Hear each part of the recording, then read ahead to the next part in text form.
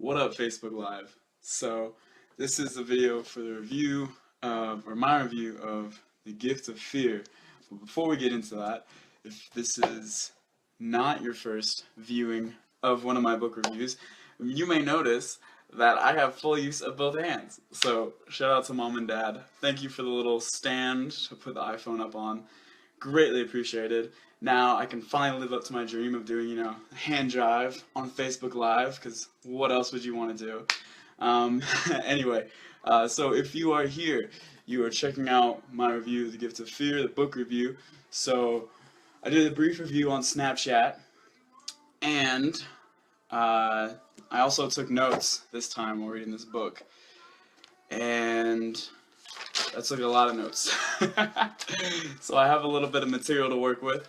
Give you a more in-depth review. A couple changes that I'm making to the book reviews, and I'm no longer doing numerical ratings, I guess. I really didn't want to come up with a standard or a criteria for those numbers. They're kind of just arbitrary. So I'm just going to tell you whether or not I liked it, if I would recommend it, and then who would benefit from it. So let's get started with... okay. So with this book, The Gift of Fear, the take-home message is to basically trust your intuition. Gavin Becker goes into this whole concept of we survived as a human population because of our intuition, because of our ability to sense fear instinctually. You may recognize this feeling. Say you're walking down a hallway and something just doesn't seem right. It's your own hallway, it's your house, the lights are all on, it's the middle of the day, but something's off, and you have to trust that intuition. Now, he does go into the difference between intuition and worry, and we'll touch upon that a little later. But this book, first of all, it touches heavily upon statistics, and statistically speaking, it talks a lot about violence. With regards to violence, it is usually men committing violence against women. So I highly recommend this book for all women out there, young, old, anything in between, and also for men. Because as a guy reading this, opened my eyes completely to how much of a different world it is for women in regards to safety and having to know, okay, am I good walking across the street in the middle of the night? Is that okay? Can I walk to my car in the bottom of the garage? That sort of thing. So definitely opened my eyes to the dangers and fears that women have to calculate in their daily lives. So all the women out there, props to you for being able to, one, survive this long on that intuition, and two, for really, I don't know, just having good survivor skills in doing this. So, anyway, so some of the topics I want to touch upon. So it talks about fear, it talks about being able to predict violence, some of the key things I want to hit upon, so I can't go into full depth. Also, before I start any of this content about what the book entails, I just want to say that this is a very brief review. This is not really even, I wouldn't even call it a synopsis.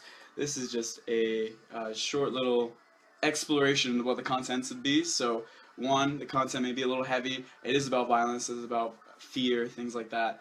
And two, please do not quote me, please do not hold me to any sort of liability. So if I say something, it might not be 100% the theory that he's trying to say. It might just be a brief picture of that theory.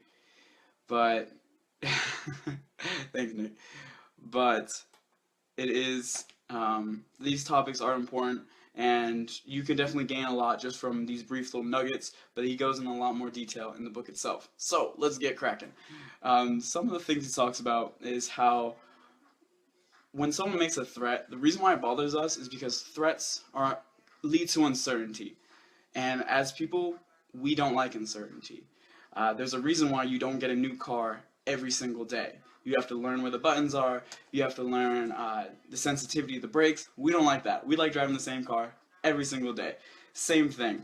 If someone threatens us, it causes a wrinkle in our day-to-day lives. We don't know what's going to happen. We don't know what to expect. We don't know when it's going to occur.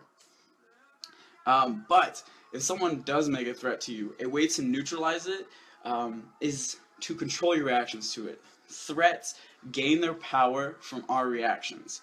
So, if someone says, you know what, I'm gonna come after you, you just be like, all right, go for it.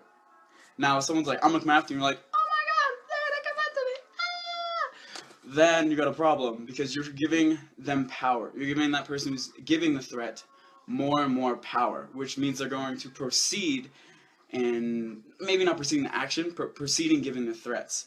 So, moving on.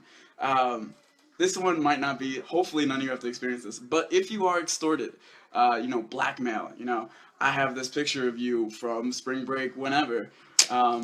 If you don't if you don't wire me $1,000, I'm going to spread it all across social media.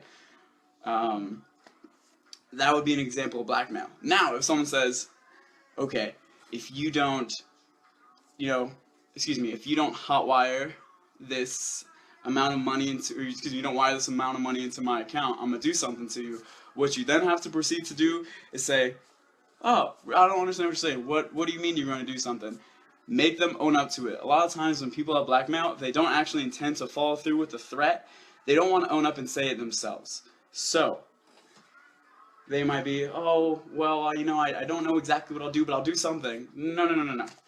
So that's one way to kind of neutralize that situation. Another thing, so if you are being harassed, if someone keeps on calling you or someone keeps on, bothering you, leave them alone. Do not respond. Why? Because they want a response from you, okay?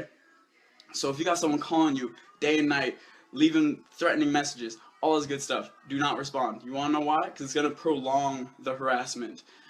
The reason why people harass you is they want a reaction. They want a response. They want to feel important in your life. So by removing that, you're taking away that fuel from them. Now, if you do respond and say, hey, leave me alone, you're just pouring gasoline on the fire. And that's not what you want to do. You don't want to pour gasoline on the fire that's fueling your stalker or harasser. So, tip number, I don't remember which one it was. Anyway, these are just, brief things. If you're just joining us, these are brief little nuggets I got from this whole book. And hopefully you can apply it to your lives. Anyway, so this is where it gets a little bit darker. Most men that kill their wives and then themselves, so they commit homicide and suicide, mostly do so out of fear of rejection. And what I mean by that is they fear rejection so much that they would rather die and kill their source of rejection. I don't know why I'm pointing. And they would rather kill their source of rejection than live with it. So it's not really a cautionary. That just this is what this book does as well. It gives you a lot of psychological insight. Kind of puts you in the mind of the people committing these violent acts. So personally, it was really hard for me to read some of this because empathy is one of my strengths, and I really can dive in and put myself in people's shoes. And I will be honest, it was really, really hard to read the sections on child violence and violence not on children, but by children. As someone that, went to high school where their senior year there was a threat on day one, bombing, and knowing people that were on that list of people to be killed, and having policemen come take one of your students and, one of your peers to jail. It really kind of hit close to home, and it was not comfortable to read, but it was still very beneficial. It is a very deep topic, something that is really important to read. Also, for any of you prospective parents, current parents, used to be parents, a lot of times parents worry, how am I going to stop my child from growing up to be an axe murderer, a serial killer, any sort of something like that. What he talks about in this section of how to avoid raising an axe murderer is to just be a parent. Love your child. Show them they're worthy of living. Show them they're worthy of your love. And if you're a child, or if you see a child that is raised in a household that doesn't have that constant means of affection, or doesn't always show that child is worth loving or worth being on this earth, any sort of kindness toward that child can help. Gavin Becker mentions that as he was growing up, he grew up in an abusive household. He grew up in a household where he had to worry about his mom shooting his dad every now and then. He talked about bullet holes in the ceiling, in the wall, on the floor. and kind of how he lost that opportunity to gain that feeling of love and worth from his parents. But he had a teacher in 6th grade that would tell him, "Oh, you're doing a great job. You know, this is wonderful art you're doing." You know, just kind of very affirmative, excuse me, affirmative phrases and affirmative, just something to make the child feel that they are loved and they are worthy of being loved.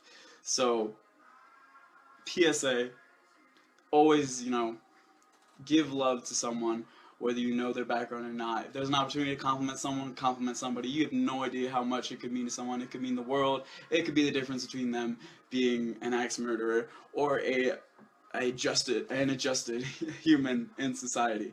There's a lot of stuff to cover, and I took a lot of notes. I'm just trying to pull the most. So I kind of... Oh, okay. So this is one of the most important ones. Principles in this book. It's called the Jaka principle. Now let me see if I can find it in this book. So, Jaka stands for perceived justification, perceived alternatives, perceived consequences, and perceived ability. Now, what does that have to do with anything? So I'll tell you. Basically, what Jaka refers to is the possibility of violence, whether or not someone will commit violence in a situation. So perceived justification. If someone realizes or thinks they have justification for violence, that's one step. So, there's always that saying, an eye for an eye, that sort of thing. Or, oh, you fired me and you ruined my life, blah, blah, blah, blah. Justification. Perceived alternatives. So the A. The first A, excuse me. If they do not perceive any alternative to violence, that will then lead them to violence. So, if they don't realize that, oh, I can apply, let's stick with this, fired from a job scenario. Oh, it's hard for me to find a job. I can't find another job. Not if I've been fired. Blah, blah, blah, blah. I don't have means. There are no other alternatives. There's no other way for me to solve this situation besides violence. The C, perceived consequences. So, this is whether or not, as you can probably guess, whether or not there'll be any consequences for this violence, and whether or not that's worth taking into consideration. So if this action is worth the consequences, they're going to do it. If, going to jail is worth, or, being possibly put in the, I don't know if the electric chair is still a thing, maybe. Maybe, I'm not going to say maybe in Texas. Maybe in places of the world. Anyway, if they see the consequences, or if they see the justification outweighing the consequences, that's another step in getting closer to violence. And the last step to perceive violence is perceived ability, English is hard. Perceived ability. So, if they have the ability to commit the act of violence, if they have all those three prior, perceived justification, perceived alternatives, perceived consequences, if they have the ability, they have that firearm, they have the training, I guess. And I'm not saying, if you know how to fight, it doesn't mean you're going to go and immediately commit violence. But you might be a step closer because you have that ability. He has a lot of stories, or not, excuse me, he has a lot of examples in this book. And I would say maybe half of them, the person committing the violence, maybe a week, a day before, the day of, they committed said violence, they purchased a firearm. That is their perceived ability. So those are the 4 principles to kind of look at and monitor and measure to see if someone will commit violence. And I'll give the final tip. I've been talking way too long. I don't know how long it's been going on. This is just like the first one that I've taken notes on, so we'll see how this goes. Always experimenting. Anyway, so final tip for this book, from this book, is worry is a way to avoid admitting powerlessness over something, since worry feels like we're doing something. So he talks a lot about the difference between worrying and fear. He says a lot of times when you worry, you have the ability to worry because you're not experiencing what you're worrying about. A lot of times, he gives the example of someone walking off the cliff. As you get closer and closer to the end of the cliff, you're worried about falling off. You're worried about, oh my goodness, I'm getting closer, I'm going to fall. But when you actually take that dive off the cliff, you're not worrying about squat. Your fear is hitting the floor. So that is the difference between worry and fear. You worry when something is not happening to you. So therefore, you have no need to worry about it. Now, I'm not saying don't trust your intuition. I'm not saying don't register, don't read your own fear receptors. Yeah, fear receptors. But a lot of times we worry about things we don't need to worry about. I've done that in my life plenty of times. I'm sure y'all can relate with that. But anyway, I'll stop talking your ear off and I will close up this review. If you do not follow me on Snapchat and you like learning about, or if you want to, let's start that over. I do a little brief review on Snapchat. If you want to see that before this comes out, follow me on Snapchat. If you want to see little bits and pieces from the book while I'm reading the book, follow me on Snapchat. If you want to see what book I'm reading before I start reading it, follow me on Snapchat. This is a test for me to see how people like receiving their information, pondering getting a YouTube channel, and putting this all on YouTube. And then posting YouTube on Facebook, so you know I can edit, clip, and y'all don't have to deal with all the mistakes coming along the way. Anyway, thanks for viewing. I hope you enjoyed it. Leave a like, comment. If you have any questions, feel free to contact me, text, email, Facebook message, Snapchat message. Don't do Snapchat because then it deletes and it's annoying. But yeah, thanks for tuning in, and I hope you all have a good day and learn something. So, peace, y'all.